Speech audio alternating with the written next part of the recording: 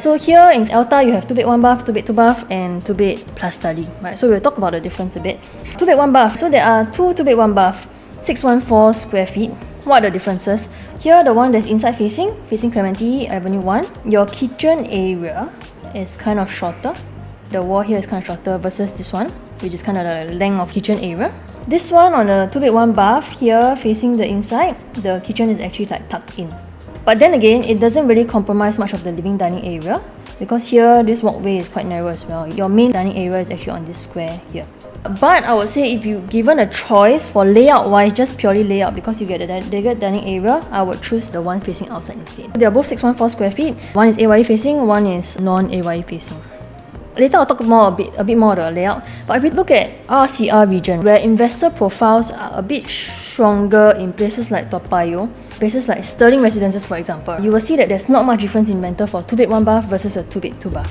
But if you look at Clementi, same thing, Clement again. 2 bed 1 bath, they are looking at about low 4,000s. For a 2 bed 2 bath here, 700 over square feet, 2 bed 2 bath, they are about 4,500 to 4,700.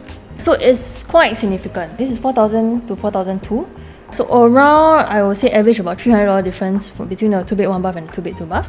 So is it worth it if you're buying for investment to top up for more rental? Basically, I think that's a question that you want to ask. For 200k more between the 614 square feet 2 bed 1 bath versus a 2 bed 2 bath 700 square feet, does it make sense to pay 200k more for $300 difference in rental? So today, let's say you enter the same floor, same facing, 2,004 per square foot. Your purchase price here is 1.47 versus 1.68. The rental difference 4,200 to 4,500. And then you realize that actually the rental yield is quite similar. But of course, if you look at a returns on investment point of view, which I will share later, the 2 bed 1 bath just purely for investment will make more sense with your yield. So, but if you're looking for own stay, profit is more of like your objective, then I would think a 2 bed 2 bath is a bit of a safer bet. Considering if let's say you enter 2004 versus you enter 2007, we should be looking at about 200k kind of difference between your mid floor 2 bed 2 bath and your high floor 2 bed 2 bath. I'm not saying that the entry price for a 2 bed 2 bath is 1.68. My estimate for the 2 bed 2 bath should be around 1.58, around there. Because the OCR region, if you're looking at the 2 bed 2 bath, they are also around this range. And considering that some projects in the OCR region already hit like 2.006 for example, for 700 square feet unit with not much of a view, this one at least, same for Ori, right? If you pay a little bit of premium for higher floor, at least you get a view to come home to every day. So let's take a look at the layout. 700 square feet, same thing. What they did was one 700 square feet facing AYE, one 700 square feet not facing the AYE. So what we want to understand is the differences here. Here what I can see is that actually the living dining area for here, this part is slightly narrower, longer, but this one is slightly a little bit more squarish and compact. What I like about the one that is AYE facing is that you see the dedicated tuck-in dining over here. What they have here in the one that's inside facing is actually dining area. Yes, you get a dedicated dining area that you can fit a 4-seater, but your dining area kind of faces the toilet. But in this case, the dining area is kind of just behind the wall, so you don't see any toilets. It's kind of like a bit more staggered in this sense. You still get the relatively same size, exactly the same size I guess, kitchen area, and then the DB box position is slightly in a different position. But I don't think that matters a lot. The value here is that because the DB box has a cabinet below you can put some shoes. So if let's say you come home, you got to go into the kitchen to put your shoes. Or at the same time, you can also build some shoe racks over here. And this one is a bit limited. That's what I'll say. So what we are seeing here for the 2 bed 1 bath and the 2 bed 2 bath, they are always, in my opinion, they are always putting the better layout one facing the expressway. So we want to dive a little bit deeper because it gets trickier, especially for the 2 bed 2 bath, when there are people buying for investment and also for own stay. So if you want to buy for investment, right, you're looking at the highest rental yield. I've shown just now that the 2 bed 1 bath still, in terms of rental yield, is still higher. But to look at profits, and if you have a little bit of budget, you maybe want to part stay, want to part rent out, you don't mind staying for a while as well, then I think the 2 bed 2 bath will give you a bit more decent profit. And because we're looking at the layout plans like that, AYE facing, non-AYE facing, exactly the same size. Next question is, low floor, high floor, AYE facing, non-AYE facing, does that make a difference to your profits? We want to answer that question. So I've done 3 different comparisons. Low floor, AYE facing versus non-AYE facing. Okay, second floor, these 2 units. This one non-AYE facing, bought at this price, sold this price, profit is 241k. AYE facing one, bought slightly higher, about 50k higher, profit is a little bit more. So in terms of gross profit, we're talking about gross profit between what's sold and what he bought it for. Actually, the AYE facing one make 22k more. Then, not convinced, right? So we want to find out, okay, other floors, what about the other floors? Mid floor, same thing, 2 bed, 2 bath. Non-AYE facing, AYE facing, about 50k difference. AYE facing, for mid floor, made 11k more. Okay, then high floor, exactly same layout, same unit type. 18th floor, non-AYE facing, AYE facing. AYE facing actually made 39k more. So we want to understand, like, why is there more premium in the entry price for the one that's facing AYE? And then why the profit made is actually more, even though it's AYE facing. So there may be some premium for AYE facing, not AYE facing, but that depends, one, on the developer price strategy. So you see for Clement, right, they have a 50k gap, and we want to understand why. The second one is whether AYE facing or not AYE facing, choosing the right unit type is more important. And the reason is this: between the Clement 2 bed 2 bath unit types, between Sec 3 here, Sec 3 and Sec 7, the AYE facing one actually has a much wider living dining area. So when you step in the 2 bed 2 bath, you see a much wider dining area. I think it's about 3 point something meters, or maybe at least 3.2 meters. Then that gives you the very welcoming view. So for 2 bed 2 bath, with maybe I got a little bit of budget to look at, but then again, I'm willing to pay another 50k, for example, another 80k difference. For the AYE facing one, why?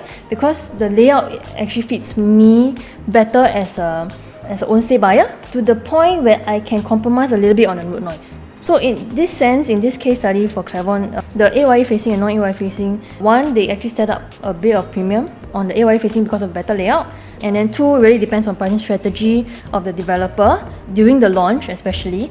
So what we want to also understand now is MCL and CSC. Every developer has kind of like a way of how they strategize to price their units. There are some that is really just, okay, I just 10k from first floor all the way to 40th floor, 10k per floor jump. There are some that will load up additional premium. So MCL then for Nava Grove, what they did was, let's say mid floor, 18th floor, and then maybe they got the 22. So they can have 5k here, 5k per floor jump.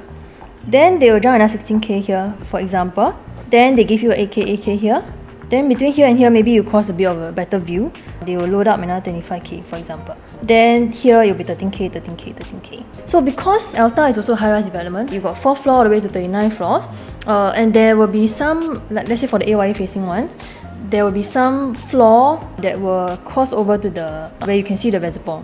So my prediction is that the developer will load some premium on top for ones with a better view, and also on the other side, right? So in inside facing, definitely quieter, but you also will expect a bit of a jump because once you clear the school, once you clear the HB flats and all that, you get a very good view.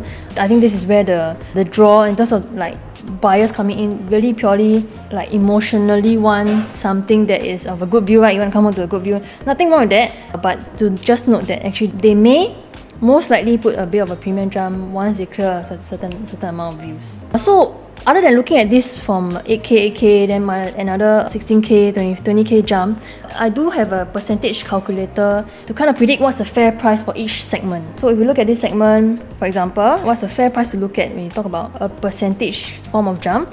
And if let's say there is a jump here, right, does it make sense to go here for 17th floor? So what is the fair price for each segment from like low to mid to high and all that? So if you're keen, you can reach out to me, I can share that with you. But that's really purely based on very project specific, because we also want to understand what the pricing strategy is. I wanted to share a little bit on this theory called returns on investment. We always look at, okay, how much I bought it for, how much I sold it for, and then what's the capital gain from there. Because I look at my profits, my gross profit, then I divide by the entry price, the price that I buy. But if we look at a returns on investment theory, this is a unit that I sold recently, forward at Bukit Timah. It's a 2-bed 1 bath facing the tennis court. The owner bought it at 1.117. Another unit also recently sold, forward at Bukit Timah, same thing, exactly same size but facing the lawn and the pool. So facing tennis court, facing lawn and pool, actually you realize that the view for lawn and pool should be like slightly better, something that is a bit more welcoming to come home to. But because of the lower entry price, owner actually invested about, from 25% down payment point of view, invested about 280k into the property, versus the one that's facing the pool paid 70k more invested a little bit more. But if you look at the gross profit, for example, managed to sell it between here and here, the owner actually made a profit of 248k. For a 2-bed 1-bath, actually is very decent in like 3.5 years, 4 years. But if you talk about returns on investment, what you want to look at is net income versus what's the net cost. That means what's the investment that I put out from a down payment point of view. Times 100, you get the returns on investment. So in this case, the returns on investment for my owner is actually 88%. For the other unit that's facing the pool, you would think that, oh, actually I need to pay a premium for a pool and it's worth it. So how do you know whether it's worth it or not? In this case, because the entry price is a bit higher, but the market can only absorb this price at this point of time, the gross profit is a bit lower. So the returns on investment is actually lower as well. What I'm trying to say is entry price is very important. If you're looking purely investment, I would say the low floor to the mid floor is slightly safer. But of course, because Q number wise, you want to bet your luck on betting number, that is also something that everyone who wants to buy a new launch will have to go through. But today, if let's say you can get a value buy from your neighbours at about 300 per square foot difference, for example, can I say that the cushion and the buffer for profits is very good? And you're kind of set for the next 2 to 3 years actually, because then if you want to exit fast, your lower entry price will help you be able to exit fast and potentially at an even better profit. So even though we sold a little bit lower than what this person sold for, the gross profit and the returns that my owner has gotten is much higher, I would say. But he actually invested more here.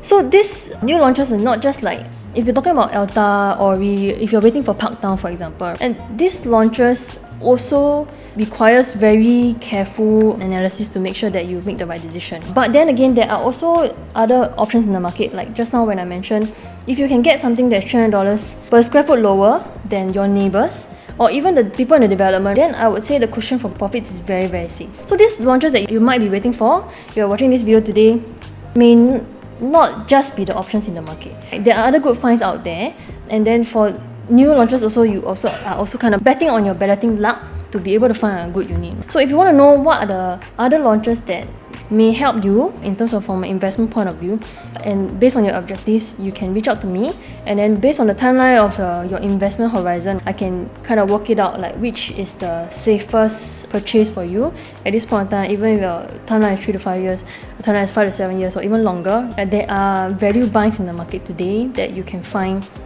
that is easily like $300 per square foot lower. Okay, so moving on, today if you're looking at 2-bed plus study, there's only one layout of a 2-bed plus study, and it faces the AYE side. This is the show flat one that you will see in the show flat when you visit the show flat in February. I have personally gone to the show flat and I went to take a measurement of this. It's about 2.0 something meters. So this actually means that actually you can put a single bed here comfortably, and that can be potentially a helper's room, and you still got a bit of space to kind of maneuver around. I pretty much like this layout. I think it's functional. Enclosed kitchen, you got a master bath, you got a kind of like a Jack and Jill bathroom, and then this study has an aircon unit, double head as a helper's room potentially. So for smaller families who don't want to be paying above 2 mil for a compact 3-bedroom, for example, or you don't want to pay 2.5 million for a proper 3-bedroom, I feel that this layout is quite good to go for. Nowadays, we realize also there are smaller families with one kid, families with one kid and helper. So I think this is a decent unit to look out for. The only thing is there is facing AYE. Lower to mid floors might need to absorb a bit of noise from the end. Okay, in terms of price point for the 2-bed plus study, we're looking at minimally 4th floor onwards will be about 1.775 mil. Mid floor, you're talking about 1.936. If you're looking at super high floor, then you could be paying potentially 2.18 mil for the 2 plus study. If it comes down to this, if let's say your Q number is not so good, for 807, you only left with the higher floors left at 2,000 per square foot, and then you have a budget of 2.1, for example, then I would say go for the lower floor compact. That's an option that's available for you at that point of time. So